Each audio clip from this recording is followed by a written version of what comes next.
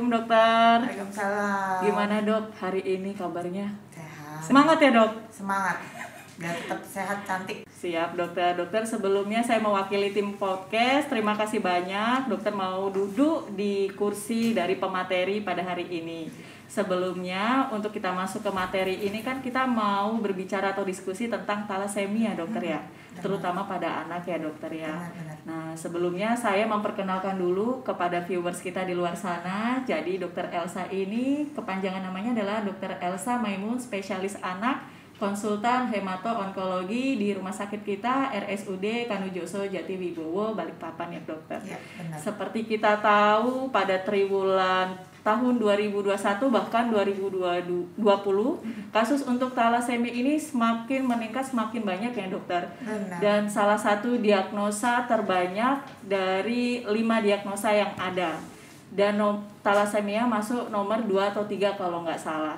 Nah, kalau sedikit kita berbincang talasemia, mungkin teman-teman kita yang mengidap talasemia tahu sedikit apa itu talasemia ya dok. Benar. Dan masih banyak orang awam di luar sana yang tidak tahu talasemia itu apa sih. Mohon izin dok dijelaskan apa itu talasemia dokter. Oke. Jadi talasemia itu gangguan kelainan darah kita nyebutnya. Saya sebenarnya di sini konsultan hematologi dan onkologi. Jadi gangguan kelainan darah dan kanker.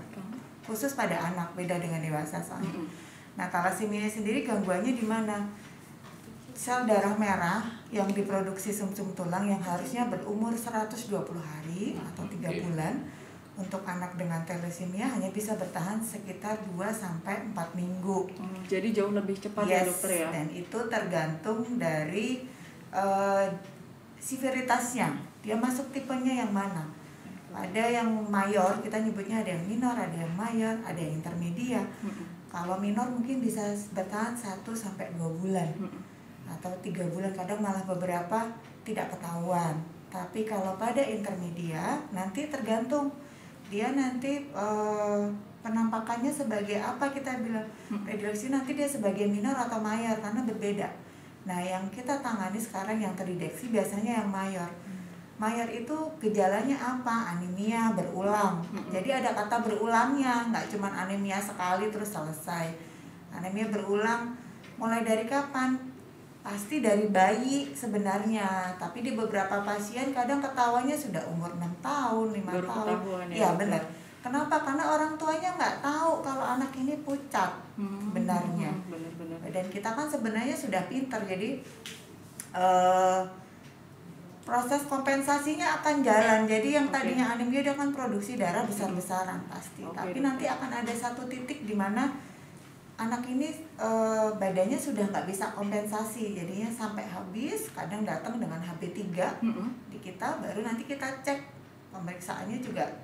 Kebetulan di RSKD sudah ada ya dokter? Iya, sudah ada. Jadi, dan ditanggung BPJS. Baik dokter, jadi mohon izin dok, kebanyakan sekarang pasien anak yang ada lebih banyak yang lambat terdeteksi ya dok untuk talasemia itu ya dok ya? Iya, baru sebenarnya ketika kelihatan pucat banget baru dibawa ke depan dokter. Iya, jadi begini, kadang beberapa bukannya pasiennya bertambah sekarang, enggak, tapi akhirnya terdeteksi karena beberapa orang sudah aware. Jangan ini talasemia karena sudah kuncinya di kata anemia berulangnya itu sebenarnya. Baik dokter. Nah dok, tadi kan dokter ada membahas talasemia mayor dan minor untuk jenisnya. Sebelum kita masuk ke jenisnya itu dok, boleh tahu nggak dok, untuk talasemia ini sebenarnya bisa didapatkan dari, mungkin mikroorganisme seperti bakteri atau virus, atau benar-benar murni diturunkan dari pihak keluarga, ayah atau ibunya atau keduanya dok? Oke, jadi gini, talasemia itu kita menyebutnya herediter. Jadi bukan hanya genetik, iya jelas, karena dia memang ada kelainan bukan di gennya, tapi di kromosomnya sebenarnya. Dia ikut di kromosom X dominan ya dok ya. Jadi kalau dominan itu artinya apa? Kalau salah satu pembawa, orang tuanya muncul, bapaknya saja atau hanya ibunya saja, terus ternyata nyangkut di kromosom anak, itu akan keluar. Itu dominan. Nah kalau resesif itu dua-duanya harus ada. Bedanya di situ nih Lala, yang untuk talasemia ini mau baik dia yang minor, intermedia atau mayor itu herediter. Jadi orang sering salah, Ini kelainan genetik, iya. Kanker pun genetik, tapi dia non herediter, jadi tidak diturunkan. Kalau talasemia, dia ini herediter, jadi diturunkan. Pembawanya siapa? Orang tuanya, bisa salah satu, bisa dua-duanya. Terus makanya kalau untuk yang talasemia ini rawan untuk terjadi pertikaian keluarga, itu biasanya yang sering jadi. Baik dokter, berarti kalau misal dokter tadi bilang yang herediter yang ke arah dominan, untuk ibu atau ayah kalau dia sudah punya bakat dan ketemu, kemungkinan besar anaknya pasti akan positif talasemia. Iya, iya.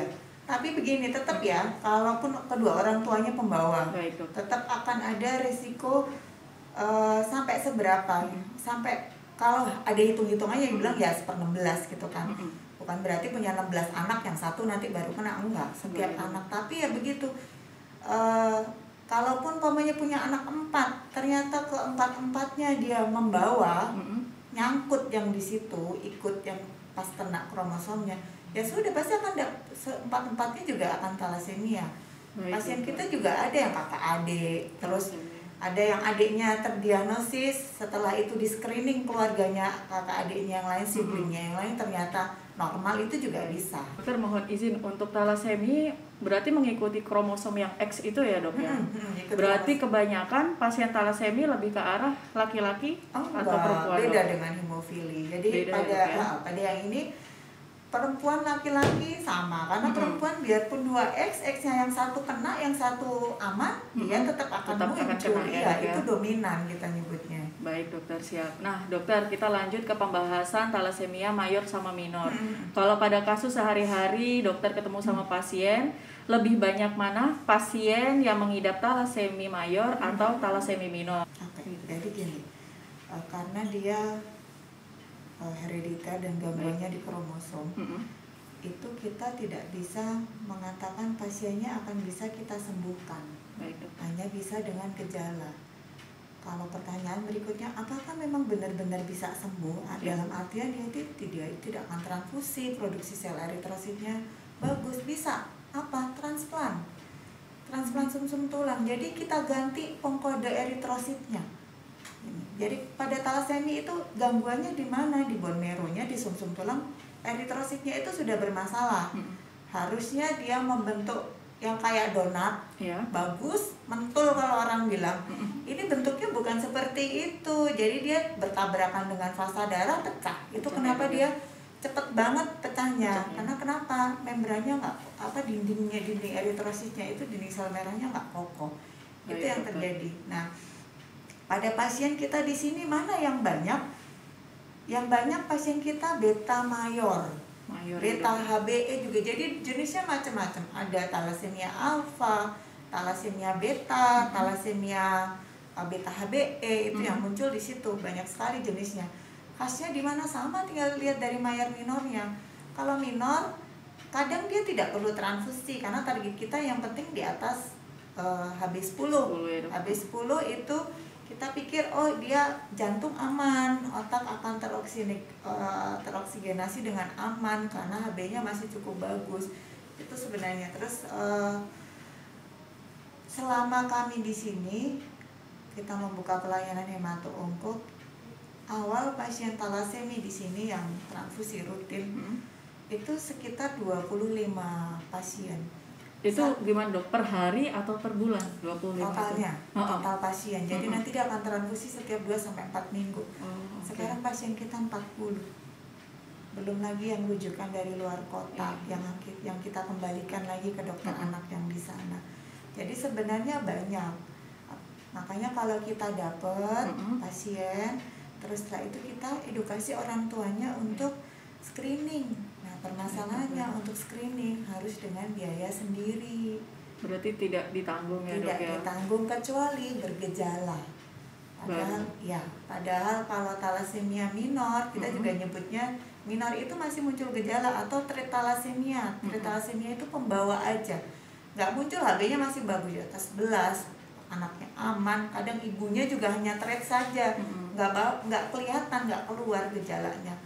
Nah itu nggak bisa ditanggung. Kadang permasalahannya di situ, orang tuanya mau periksa, tapi permasalahannya di biaya kalau Baik, untuk dokter. screening. Iya. Mungkin nanti kalau untuk pembahasan yang pemeriksaan ini kita akan taruh di pertanyaan terakhir ya dok. Itu Oke. kayaknya viewers kita jauh lebih mendengarkan itu dan lebih spesifik gitu kan dok ya. Nah izin dokter untuk menanyakan untuk pasien-pasien thalassemia, biasanya gejala yang mereka keluhkan atau dapatkan dari pasien itu sendiri atau orang tua yang memperhatikan anak itu apa aja sih dok? Awal datang selalu gejalanya pucat. Pucat. Itu. Pasien kita tadi saya sudah sampaikan datang kadang HB-nya 3. Dan itu juga bukan salah orang tua. Kadang mereka pikirnya enggak, ini anak saya nggak pucat, baik-baik aja. Gitu. Jadi kadang beberapa lihat ini loh dok, matanya yang di sini dilihat masih merah. Oke, cara paling gampang lihat telapak tangan anak. Bandingkan dengan tangan kita. Kalau itu sudah masih merah tangan kita, berarti anak ini pucat. Itu paling gampang. Tapi tentu saja bukan dalam kondisi anaknya kedinginan ya. Iya. Baik, maksudnya anaknya lagi main itu kan terus terang fasanya juga lagi merekah-merekahnya. Kalau kita lihat sama kita ternyata masih merah tangan kita, harusnya orang tua lebih baik mulai berpikir ini jangan-jangan anak saya pucat ya. Harus lebih care ya, ya dok ya. Yang kedua kadang datang bukan ngeluh pucat orang tuanya karena merasa anak saya nggak pucat, padahal datang dengan HB3. Datang karena perutnya gede, ini perut yang kiri besar. Kenapa besar? Karena limpahnya membesar. Kenapa dia membesar? Eritrosit atau sel darah merah itu setelah dia pecah dirombak semuanya di limpa di sebelah kiri posisinya, kiri atas paling gampang kita periksanya. Nah bayangkan kalau orang normal 3 bulan sekali dipecah, jadi kemampuan limpa untuk memecah hanya berlaku sampai 3 bulan ke depan baru saya kerja lagi nih, itu kan untuk proses yang baru. Ini dia dipaksa setiap 2 sampai 4 minggu. Jadi lama-lama jadi ada over itu ya progres dari si limpa ini ya dok ya. Itu yang muncul. Belum lagi nanti problem zat besi yang menumpuk. Nah satu lagi kadang beberapa ngiranya kalau lihat anak pucat, aduh ini anak saya kekurangan zat besi itu loh. Jadi dia udah kasih suplemen penambah darah yang itu isinya adalah zat besi. Padahal anak thalassemia nggak boleh karena zat besinya dia sudah berlimpah.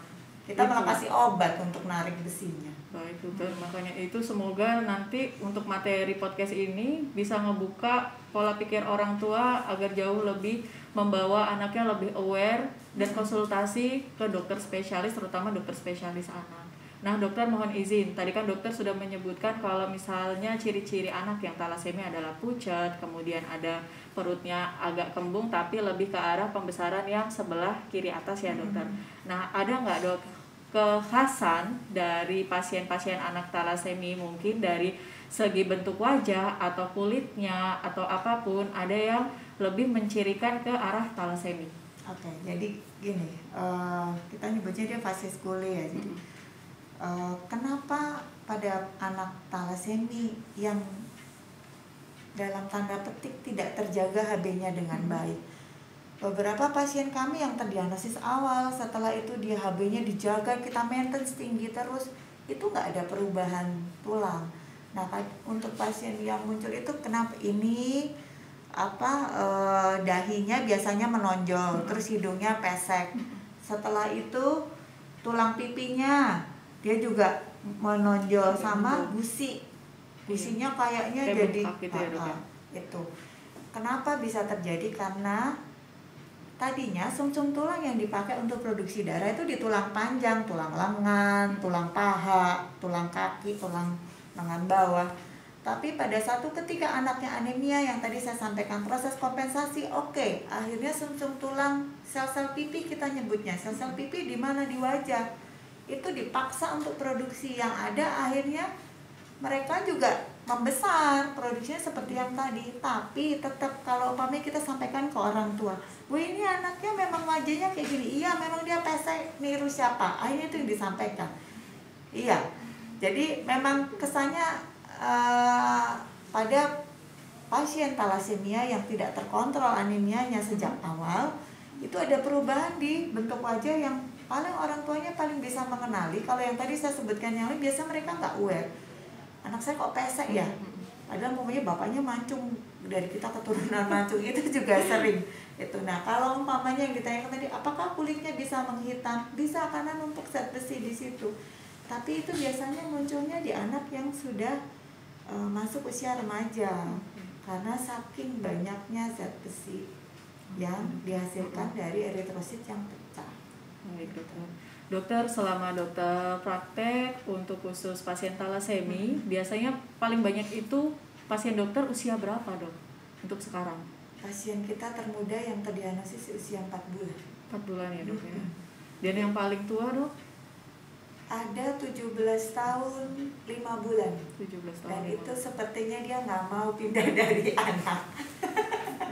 Karena sebenarnya sudah masuk ke fase dewasa ya dok ya. Kebetulan kan kita memang ikut WHO ya di sini ya 1800 gitu kan. Jadi boleh loh di berarti pasiennya itu sudah falling in love sama dokter, sudah percaya banget sama dokter. Sebenarnya bukan saya, sama timnya. Oke.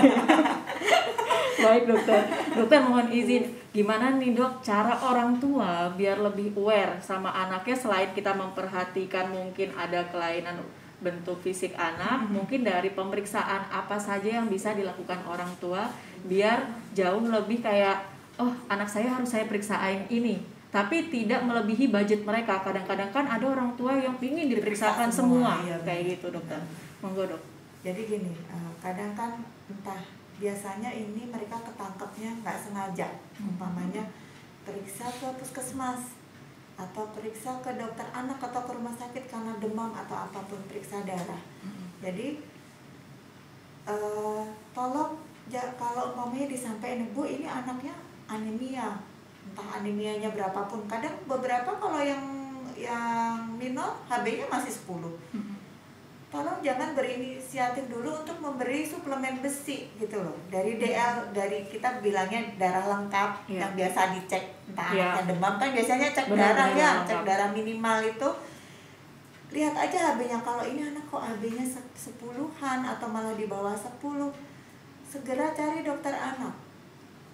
Paling enggak ke dokter anak dulu, kalau ke saya juga takut gitu kan. Pasti kan ada beberapa, aduh ini enggak banget, nanti malah ketahuan macam-macam. Iya. Jadi harus yakinkan dulu penyebab anemianya apa, karena banyak, bukan melulu semuanya anemia terus anemia karena kekurangan zat besi. Karena ini udah terjadi bolak-balik pasien talasemi. Iya saya sudah kasih zat besi obat ini, suplemen ini, tapi kok HB-nya nggak naik. Ya iyalah orang talasemi. Iya, talasemi tidak bisa diobati dengan obat, dia harus transfusi rutin tiap bulan sama minum chelating agent kita nyebutnya.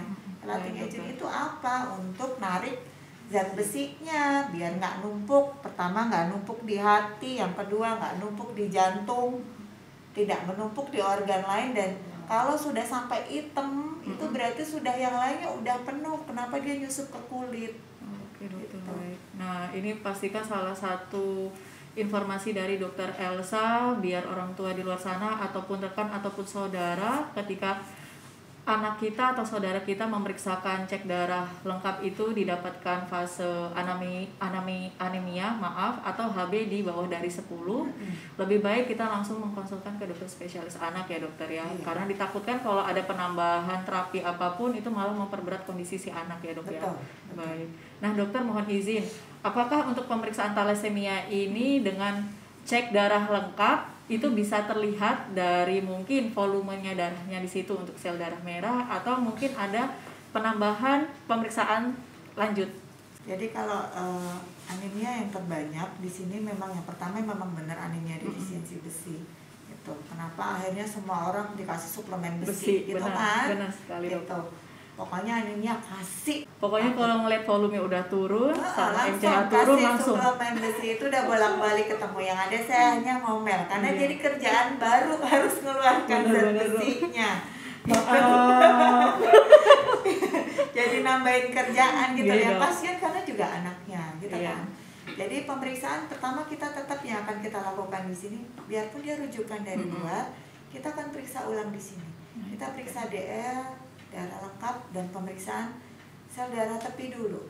Lihat selnya karena akan berbeda. Jadi morfologi darah tepi itu khasnya masing-masing anak. Jadi umpamanya nih sama-sama kakak adik, Terus kayak kalau kita ngelihat, oh ini dokter Elsa, ini dokter Endah, gitu kan juga beda gitu kan. Itulah yang terjadi di morfologi darah teping.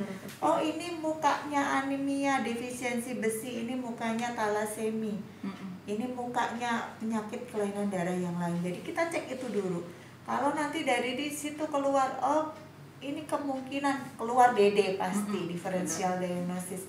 Keluar di situ nanti baru kita cek. Kalau untuk talasemi kita apa? Cek HB elektroforesis. HB elektroforesis itu apa? Pemeriksaan dilihat. Harusnya HB yang muncul adalah HB matur.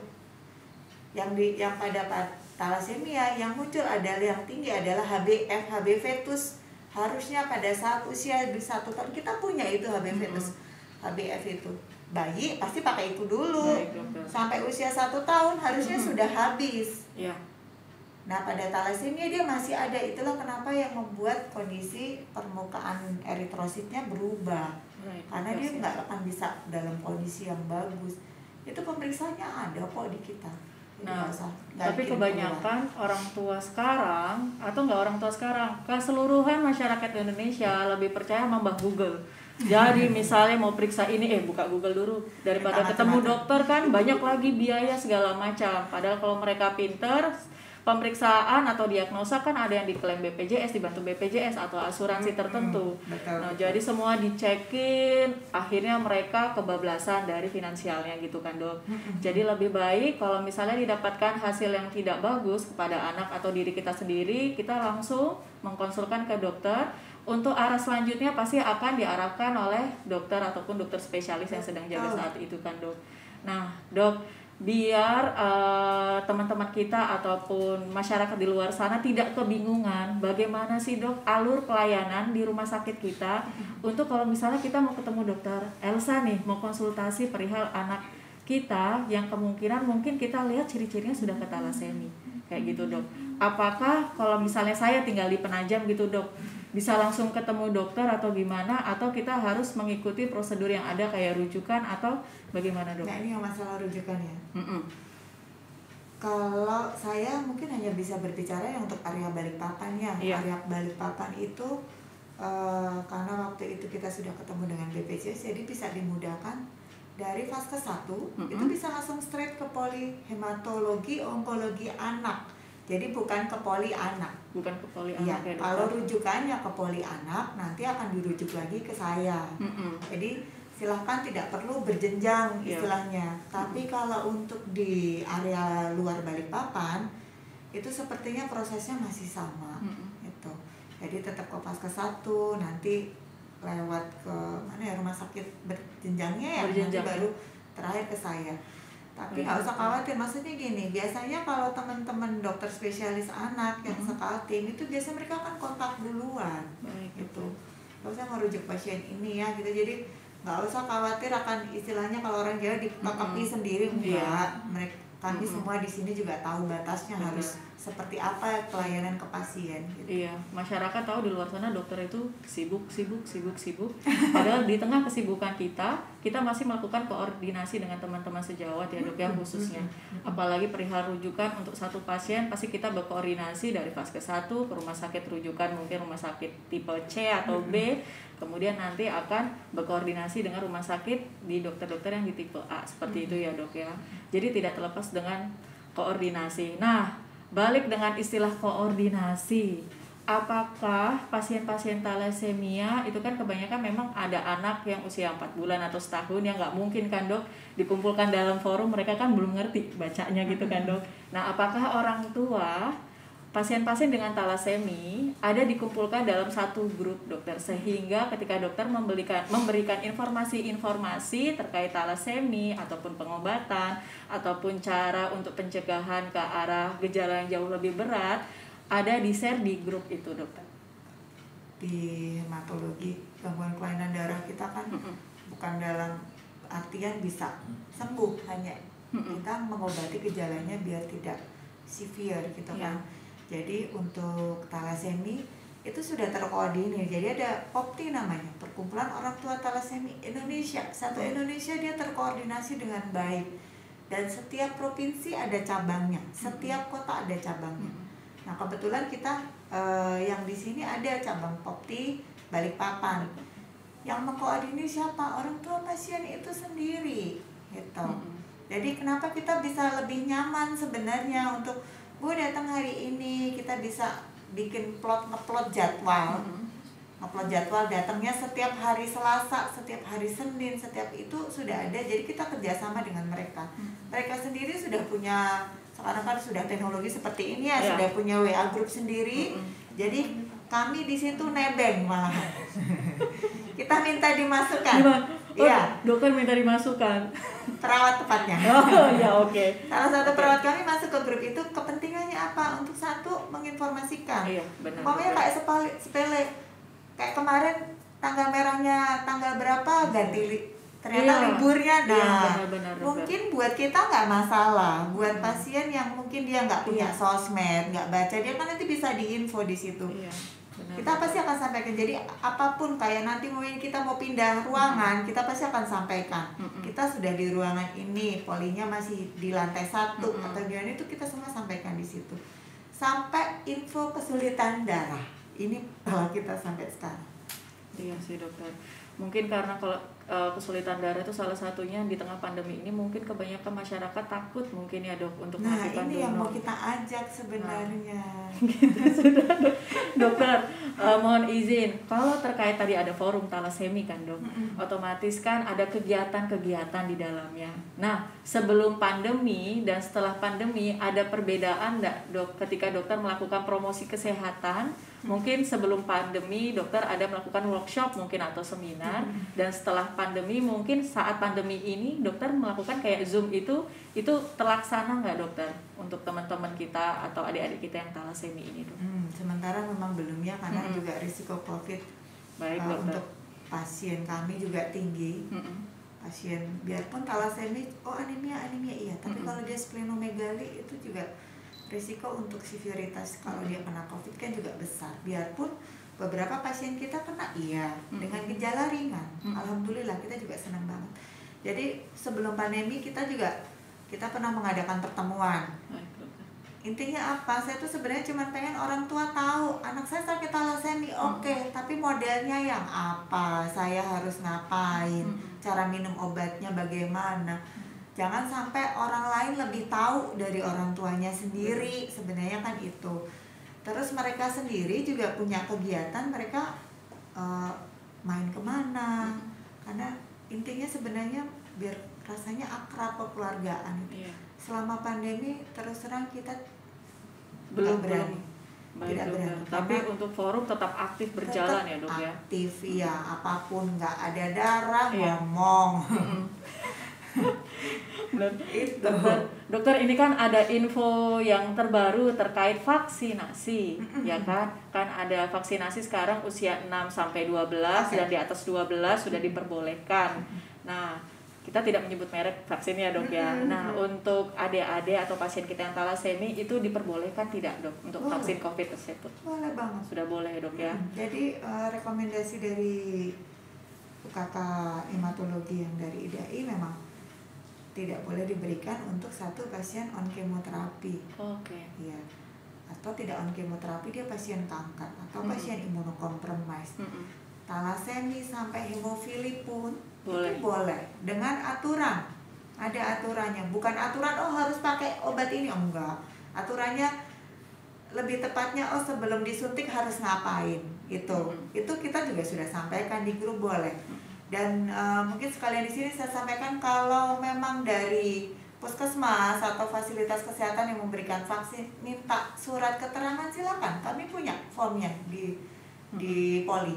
Jadi beberapa pasien sudah, dok ini mereka nggak mau nyuntik kalau nggak ada surat. Iya benar itu dok, karena ada beberapa petugas kesehatan ketika diberitahu ada penyakit tertentu, mereka takut sebenarnya. Takutnya akan berefek ketika habis disuntik, mungkin jatuh ke arah gejala buruk, langsung mungkin sesak atau segala macam gitu kan dok. Makanya mereka mungkin menghindari seperti itu dok. Iya, mungkin ini biar sekalian jadi info juga untuk tenaga kesehatan kan. Jadi talasemia itu boleh banget. Malah lebih baik, bukan lebih baik ya, wajib vaksin lebih baik gitu. Karena risikonya apa? Dia dengan risiko splenomegali juga, yang tadi saya sampaikan bisa severe kalau umpamanya kena. Iya, Terus tapi tetap saya akan sampaikan ke orang tua, bukan berarti kalau divaksin pasien thalassemia itu dia akan dapat efek samping yang berat. Oh enggak, itu tetap responnya sama. Tetap mamanya ya ada demam ya pasti dia bisa demam. Bukan berarti terus dia kalau demam yang lainnya 37,8 dia sampai 40, enggak, juga sama gejalanya.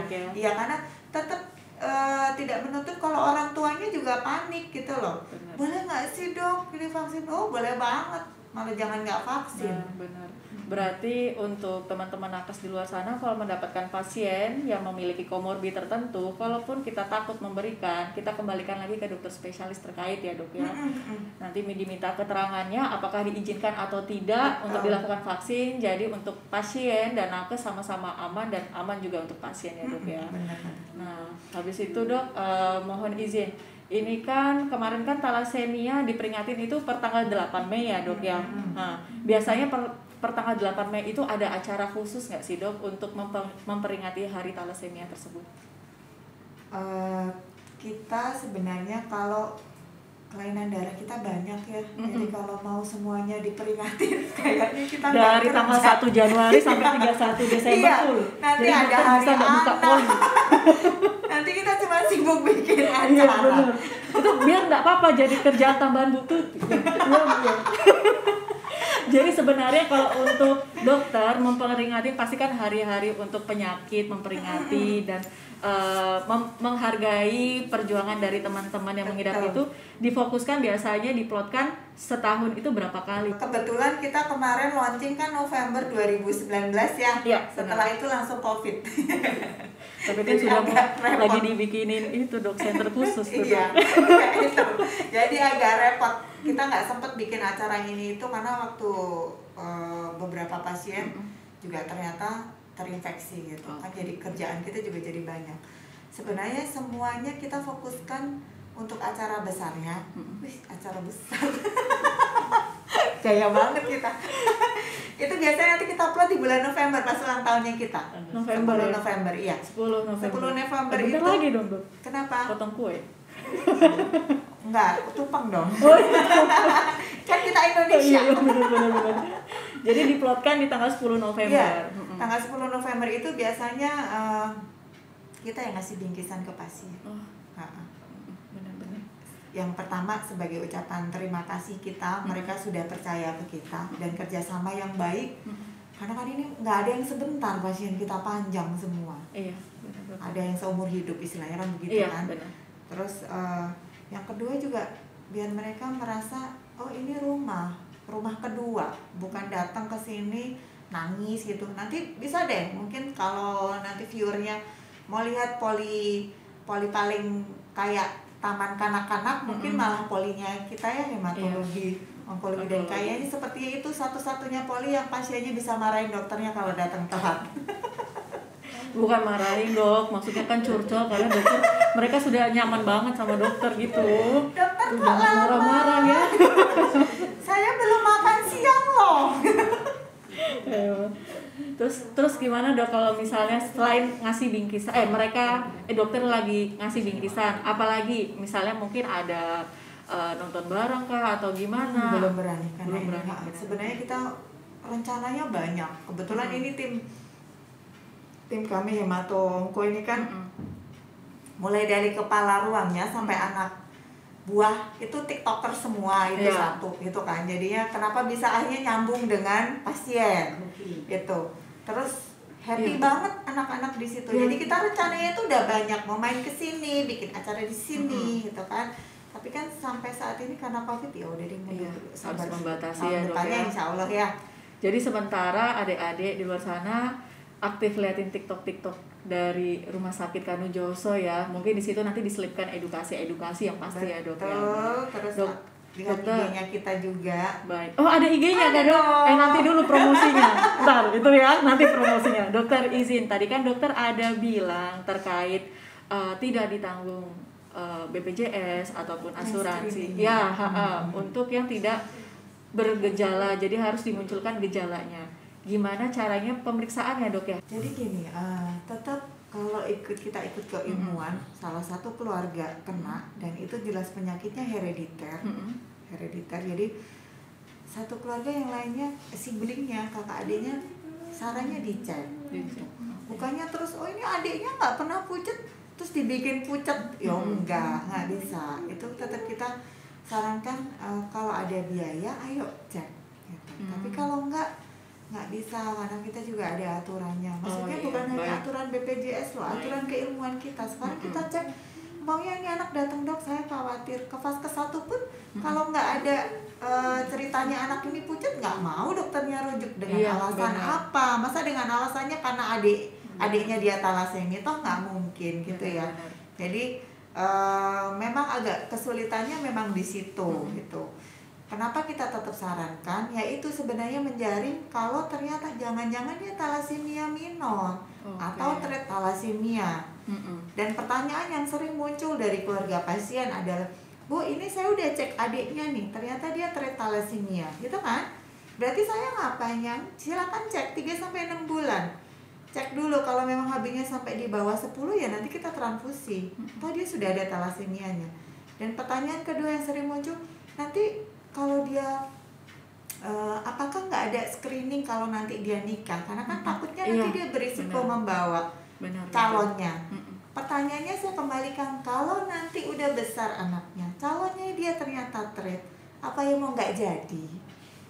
Itu kan, biarpun mungkin di beberapa entah belahan dunia mana ada, tahu udah ini nih udah mau nikah ternyata calonnya sama-sama pembawa, mungkin nggak mau, ya itu hak mereka. Tapi kalau memang ternyata dua-duanya pembawa dan tetap, ya edukasinya habis-habisan karena dia berisiko besar.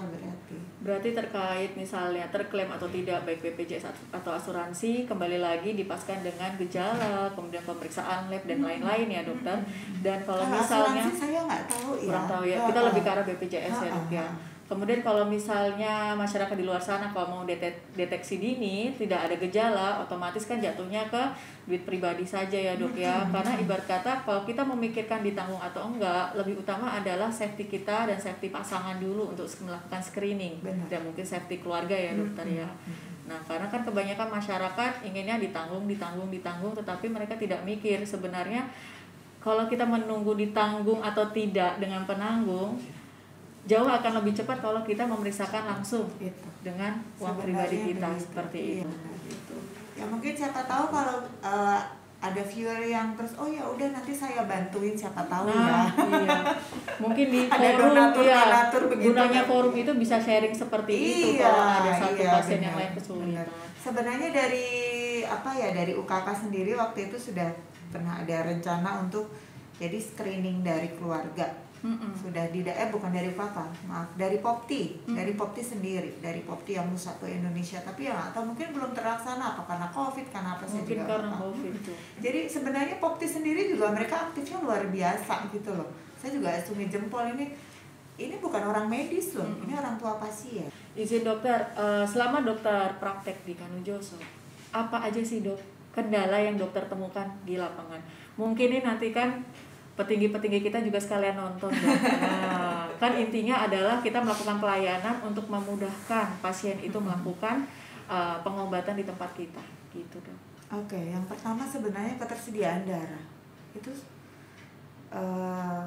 kita kan sebenarnya bukan hanya tersedia atau enggak gitu kan, tapi sustainabilitasnya itu loh, keberlangsungannya itu mau model gimana. Dan kita nggak bisa paksakan masyarakat, gitu kan. Sementara mungkin saya bisa share di sini nanti berikutnya sebelum pandemi, talasemia itu transfusinya bukan dirawat inap, jadi kita nyebutnya one day care. Datang pagi, malam dia udah pulang. Kenapa? Karena kita sudah siapkan darahnya. Itu kenapa kita bisa kerjasama dengan Popti. Jadi kita besok udah tahu nih, hari Selasa ya. Jadi mereka akan datang sesuai jadwal. Oh besok yang akan datang adalah ini. Dan darahnya sudah ada. Gitu. Nah itu yang mau kita mulai atur. Dalam artian yang donor mungkin jangan sampai yang di minggu ini banyak sampai darahnya berlebih. Nanti yang minggu berikutnya yang pada saat ternyata pasien datangnya juga banyak nggak tersedia. Jadi untuk tim pendonor sudah ada khusus ya dok ya? Ada sebenarnya itu. Jadi kita juga minta orang tua, ayo. Iya, kan benar, ini dokter. jangan berharap di satu pihak saja. Orang tua juga harus aktif gitu loh. Anaknya butuh berapa donor per bulan. Jadi itu yang mau kita atur sebenarnya sekarang. Ya mereka donor aja. Terus saya juga saya mau donor hari ini.